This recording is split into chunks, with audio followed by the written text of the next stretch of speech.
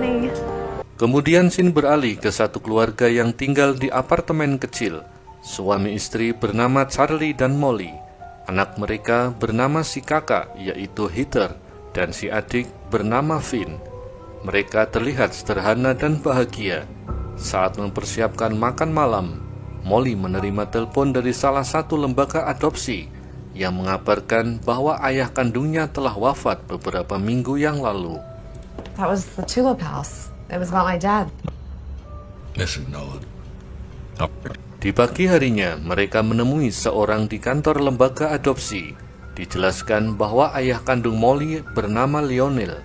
Beberapa minggu lalu telah wafat karena serangan jantung. Dalam wasiatnya, mewariskan seluruh harta kepada Molly dan berupa rumah mewah di perumahan elit.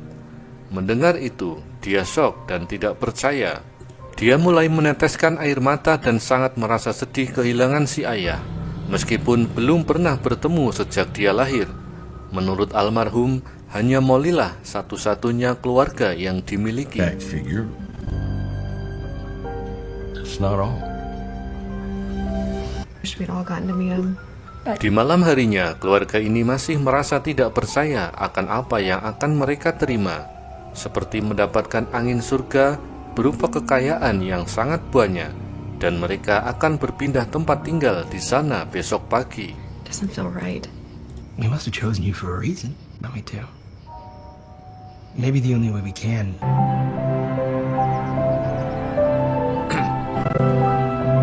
Singkat cerita, akhirnya mereka tiba di lokasi. Ternyata betapa mereka senangnya melihat warisan rumah yang menyerupai istana besar. Saking semangatnya, Heather dan Finn langsung bergegas lari menaiki anak tangga yang begitu banyak. Tak lama, muncullah seorang wanita agen properti di wilayah tersebut, yang kita panggil saja Rebecca. Dia mempersilahkan mereka memasuki rumah ini. Dengan perasaan yang bahagia dicampur sepertinya tidak percaya. If you need... Thanks. Right this way. Tentu saja mereka sangat kagum dengan kondisi di dalam rumah itu, sangat bersih dan rapi. Rebecca mengantarkan mereka melihat seluruh ruangan yang ada. Ternyata di sana ada satu orang pembantu bernama Grace. We do have staff you wanted to keep on. No, I don't think we need anyone picking up after. I just want to know how you lived without it. Dan saat berada di dapur, mereka dikejutkan oleh sebuah tulisan ancaman. Mereka sangat heran dan khawatir.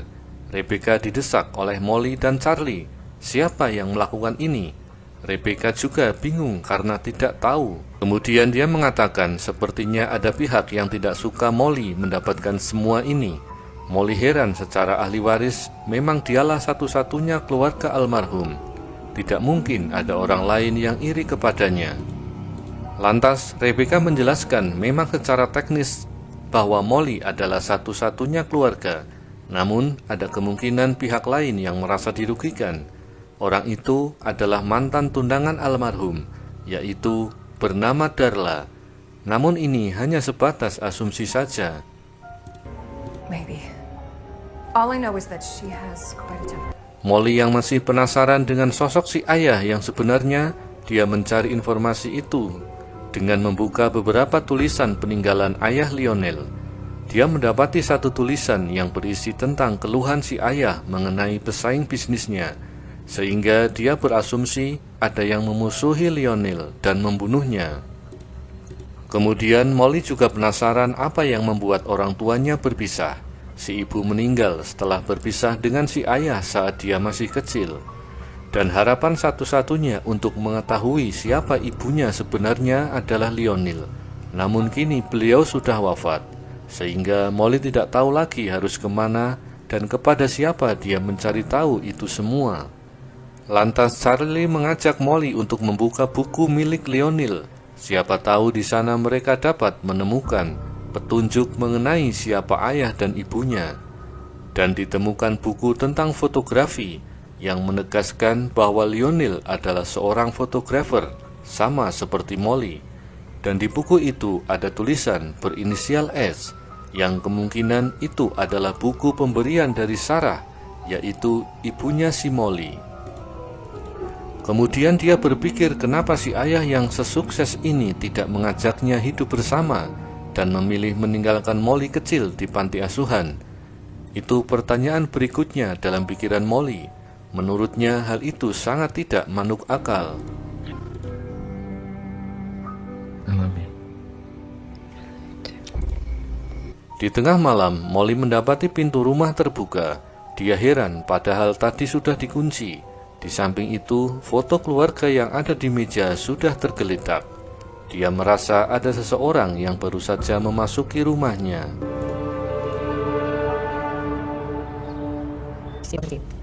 I thought it'd be nice to Di try. pagi hari, Molly membuat roti untuk tetangga barunya. Lantas dia berkunjung ke salah satu tetangga bernama Justin Spencer.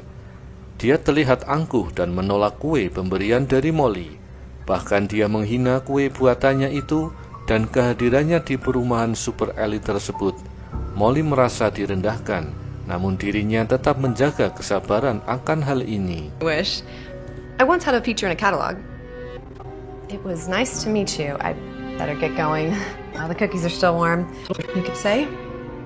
Well, Blanca Bay isn't for everyone. And there's no... Well, I'm sure I'll see you around. Kemudian di siang harinya, Charlie dan Molly bertemu Rebecca di sebuah gedung. Rencananya mereka akan menyewa untuk digunakan sebagai galeri foto. Sepertinya tempat ini cocok seperti yang diidamkan oleh Molly selama ini. Ternyata gedung itu milik seorang wanita bernama Darla, yaitu mantan tunangan Lionel. Tentu Molly tercengang mendengar itu. Darla tampak meremehkan Molly dan Charlie. Mereka sempat berdebat tentang Lionel yang sudah wafat. Dan yang membuat aneh, Darla mengaku bahwa seharusnya dirinya lah yang seharusnya memiliki oleh Lionel. Lantas Molly menanyakan tentang rumah Lionel yang ada tulisan ancaman. Mendengar itu, Darla tersinggung dan mengira Molly baru saja menuduhnya. Hal itu membuat Darla semakin cuek dengan Molly dan meninggalkan mereka. In Blanca Bay, it matters what the community... What does that mean? Darla used to run a yoga studio in the building. Maybe she was the one that broke into her house and left that message. Who knows what else she's capable of. Di warung kopi, Molly disapa oleh seorang perempuan keribu bernama Teresa. Katanya seluruh Blanca Bay, semua yang sedang membicarakan Molly yang baru saja pindah di sana. Apalagi menempati salah satu properti yang paling mentereng. Menurut Teresa, Justin sudah lama sekali mengincar rumah Lionel. Dan tiba-tiba Justin muncul. Mereka mengundang Molly dan keluarganya untuk hadir di gala dinner nanti malam. Acara itu khusus untuk menyambut warga baru. Sempat Molly meminta maaf tidak bisa hadir, namun Teresa sedikit memaksa, yang akhirnya Molly pun akan datang ke acara tersebut. Now they will be. Saat dia memasuki areal taman, dua orang pria menyambutnya namun dengan kalimat yang benar-benar menghina Lionel. Mereka mengatakan bahwa dirinya senang Lionel wafat karena mereka menganggap Lionel adalah perusak bisnis mereka. Mendengar itu, Molly berniat keluar dari tempat itu. All of us on the chamber board, and I bet you're just a little happy. Namun di sana tak sengaja berpapasan dengan Rebecca. Akhirnya mereka berbincang. Molly mengeluhkan sikap orang-orang di kota itu sangat tidak baik. Rebecca mengingatkan agar berhati-hati dengan Justin, karena dia tidak ingin ada yang mengungguli dirinya. Katanya juga Justin dan Richard suaminya sebenarnya tidaklah harmonis. Lantas Rebecca menawarkan pada Molly ada teman yang siap membuat gaun untuk dipakai di acara pesta. And I don't really know. You don't have a dress? I mean, I have dresses. Thank you. Malam harinya, Molly terbangun dari tidur, berniat mengambil minum ke dapur, namun betapa syoknya, dia mendapati kompor mengeluarkan gas yang sangat menyengat. Seperti ada yang tidak mematikannya, dan dia mengira heater yang lupa mematikan kompor. No, I didn't. It's like, Wait, do you not believe me? all I'm saying is to make sure you turn the gas off. Dan keesokan paginya mereka datang ke acara pesta. Di pintu masuk, dia berpapasan dengan Justin yang ternyata gaun mereka sama. Di sana Justin merasa tersaingi dan memarahi Molly yang seharusnya tahu diri sebagai pendatang baru. Perasaan Molly saat itu sangat hancur, tapi dia berusaha untuk tetap tenang. Setibanya di dalam acara, Molly merasa canggung dan khawatir apakah dia bisa menyesuaikan diri di tempat itu. Di tengah acara, Heather bertemu dengan 3 gadis remaja yang merendahkan dirinya. Tapi untunglah datang seorang pemuda bernama Paul yang membela dirinya. Where is it? Cabo? With your cello teacher. Oh, gosh, I didn't get a chance to introduce myself before. No, I'm not. I didn't get a chance to say hello. No, you didn't. Tak lama kemudian, Teresa menghampiri Molly. Ternyata Teresa adalah pengacara Lionel. Teresa menceritakan, saat bertemu terakhir kalinya dengan Lionel, beliau berpesan bahwa seseorang hanya menginginkan hartanya. Mendengar itu, Molly merasa bingung dan penasaran apa maksudnya. Sesaat kemudian datanglah Darla dan Justin mengatakan dengan nada tinggi, seharusnya dirinya lah yang berhak mendapatkan warisan Lionel, bukan Molly, karena dia adalah tunangannya. Karena merasa risih, akhirnya Molly meninggalkan mereka. Tiba-tiba terdengar suara jeritan yang ternyata Teresa ditemukan tergeletak tidak bernyawa di meja. Polisi pun datang menyelidiki peristiwa ini. Molly mengatakan kepada Rebecca kejadian ini sangat aneh dan cepat. Padahal Teresa baru saja akan mengatakan sesuatu yang penting mengenai Lionel. She said that he was scared of someone who was after his money. Do you think I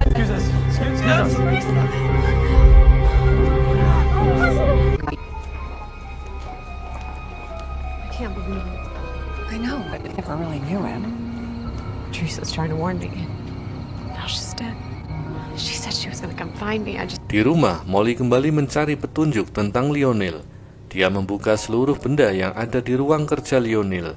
Dia menemukan sebuah kotak yang bertuliskan Sarah, namun kotak itu kosong.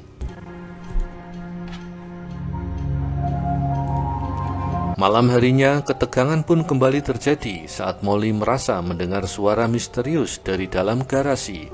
Dan betapa terkejutnya dia saat melihat ceceran bensin dari mobil dan sebatang rokok yang terbakar. Mereka memanggil polsek dan tidak ditemukan tanda-tanda adanya penyusup. Karena rumah telah dikunci semua, jadi mustahil ada yang memasukinya. I'll call the police. You're sure? What? How is that possible? Someone broke in. Selepas itu, Justin menghampiri mereka. Dia mengatakan agar putrinya berhati-hati dan tidak terlalu dekat dengan Paul. Dan Justin menunjukkan foto Heather dan Paul yang sedang berdua. Molly dan Charlie pun shock melihat foto itu. How considerate. You know we never had any trouble like this.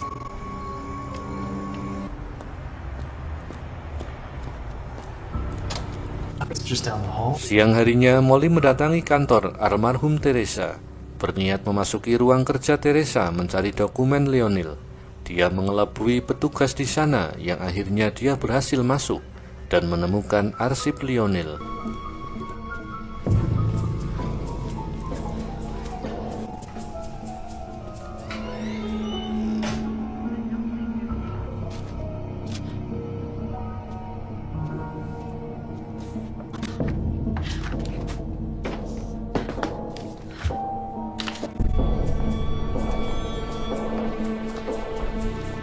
Malam harinya, Molly dan Charlie mendalami berkas tersebut.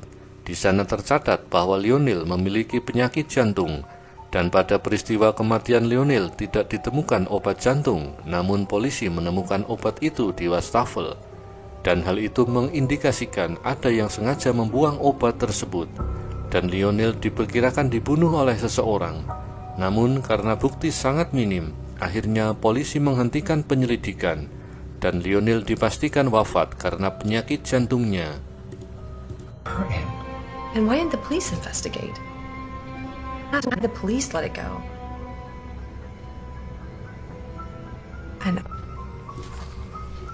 Singkat cerita, di pagi hari Molly mengundang Rebecca untuk menggali informasi lebih dalam tentang keterkaitan kematian Lionel dengan Darla dan Justin. Rebecca mengatakan dua orang tersebut berpotensi sebagai penyebab kematian Lionel. But she had an alibi. Doesn't make any sense. Someone poured Lionel's pills down the drain. She had to have been. Or maybe they planned it together, thinking they'd get their hands on Lionel's fortune when he died. Wasn't it? I suppose. Who knows? I'm gonna make some tea. Saat itu mereka sedang makan malam bersama. Terlihat seseorang memperhatikan mereka dari balik jendela. Dan ketika Molly sedang membuat teh, seseorang pun masih mengawasinya. Dia membuka tempat sampah untuk membuang bungkus teh. Lantas dari luar terdengar suara benda jatuh, dan Molly pun segera memastikannya. Namun tidak ada siapapun di luar, hanya ada gelas plastik yang tergeletak, kemudian dia mengambilnya.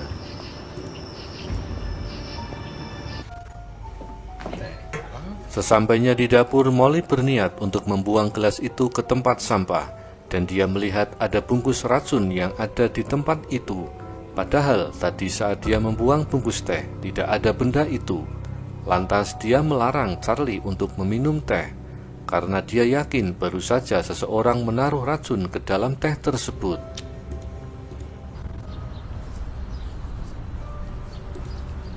Di pagi harinya, Molly dan Finn sedang menggambar grafiti di jalan depan rumah. Hal itu diprotes oleh Justin yang dianggap mengganggu keindahan.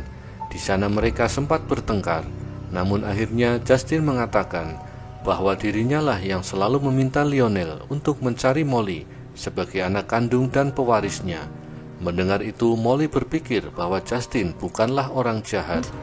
And you wanted that Lionel and I had a disagreement, but that's not true. I actually liked Lionel. What? I'm the one. Molly dan Charlie kembali membuka semua benda yang ada di ruang kerja Lionel. Mereka menemukan pistol di laci dan sepucuk surat dari lembaga adopsi yang berbeda dengan lembaga adopsi milik Molly. Mereka berasumsi bahwa Lionel punya dua putri, yaitu Molly dan entah siapa yang satunya. Okay, no, you're right. I'll take it. What's this? It's from St. Luke's adoption agency. I don't think so. Wait. But what about the box we found with your mom's name? Well, maybe they were together with someone else. Malam harinya, Molly mendapati ruang keluarga sudah berantakan. Dia cepat memanggil Charlie untuk segera mencari anak-anak. Molly mencari Heather, sementara itu Charlie di rumah menjaga Finn. Where is she?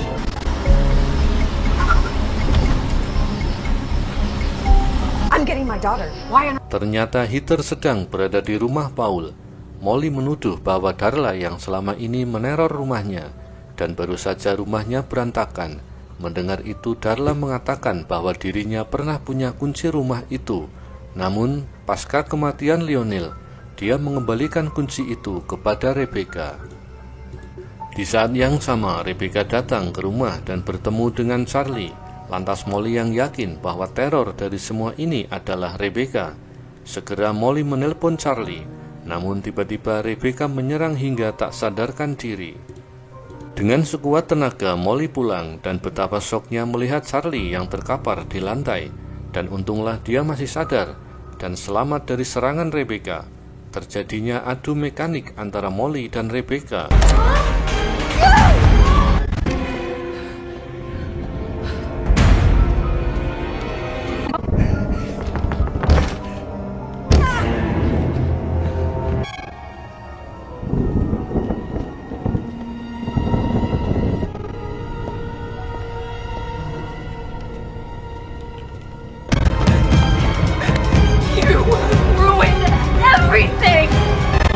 Dan benar saja, ternyata Rebecca dan Molly adalah kakak beradik. Dari ibu yang berbeda yang dipisahkan oleh Lionel dikirim ke panti asuhan yang berbeda. Di sini terkuak, Rebecca kembali ke kota itu untuk mencari ayah kandungnya dan ditemukan, yaitu Lionel. Ternyata Rebecca yang membuat Lionel meninggal dengan membuang seluruh obat jantung ke dalam wastafel. Dan Rebecca lah yang meracuni Teresa hingga wafat.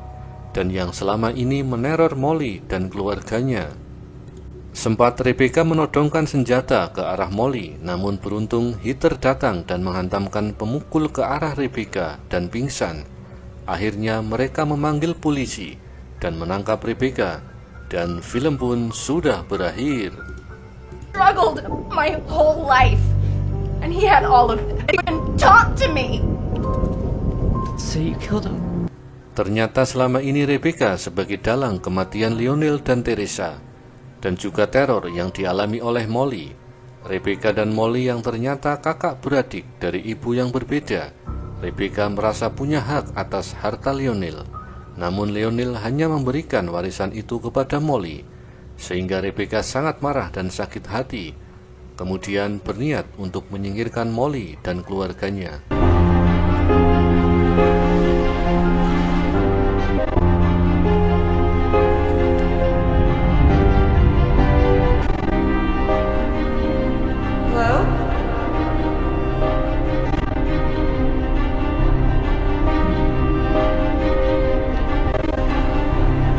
Ending yang sangat menghantam mental. Saya Simus, mewakili jajaran yang bertugas pamit undur diri. Sampai jumpa di video menarik selanjutnya. Terima kasih. What's so wrong with me?